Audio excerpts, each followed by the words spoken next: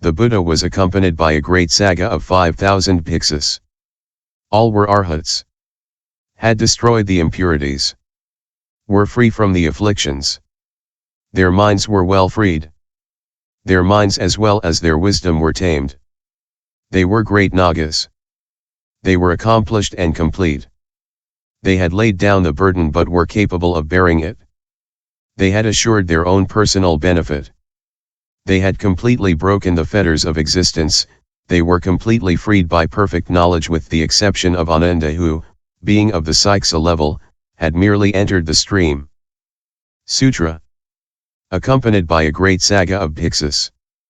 Sastra. Sardham. Sardham accompanied by indicates the identity of place, time, mind, discipline, views, path, and deliverance. Maha. Maha, in the language of the TSN, means great, numerous, or superior. 1. This Sangha is great because it surpasses all the others, because it has broken all the obstacles and because the gods, kings, and other great individuals respect it. 2. This Sangha is numerous because there are 5,000 members. 3. This Sangha is superior because it is able to refute the teachings of the 96 heretical sects. Bhiksu. See what is a bhiksu? The bhiksu is a mendicant. 1. He is called bhiksu because of his pure means of livelihood. Thus it is said in a sutra. Sariputra entered the city to beg his food. When he had obtained it, he sat down against a wall to eat. Then a brahmacharini named Tsingmao came to see Sariputra and asked him, "O Sramana, are you eating?" "I am eating." "Sramana, are you eating with your face down?" "No, sister," he answered. "Are you eating with your face up in the air?" "No." "Are you eating with your face turned in the 4 cardinal directions?" "No." "Then are you eating with your face turned in the 4 intermediate direction of the horizon?" "No, not that." Then Susamukha said to him, "There are 4 ways to eat. I have asked you and you answer in the negative. I don't understand. You must explain." Sariputra said to her, "There are monks who compound medicinal herbs, plant grain, and cultivate trees, etc. Those who follow these impure means of livelihood eat with their face down. There are monks who observe the stars, the sun and the moon, the wind and the rain, the clouds and the clear sky, the thunder and lightning.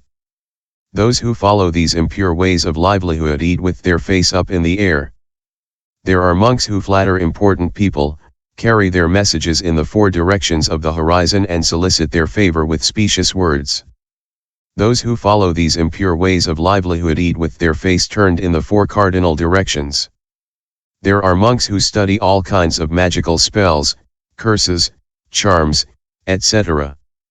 Those who follow these impure ways of livelihood eat with their face turned in the 4 intermediate directions of the horizon. As for me, I do not want any of these 4 impure ways of getting my food. I follow this pure way of livelihood which consists of begging my food." Then, hearing him speak of this pure food conforming with the Dharma, Susamukha rejoiced and had faith. Sariputra attained the estate of Srotapanna for having preached the Dharma.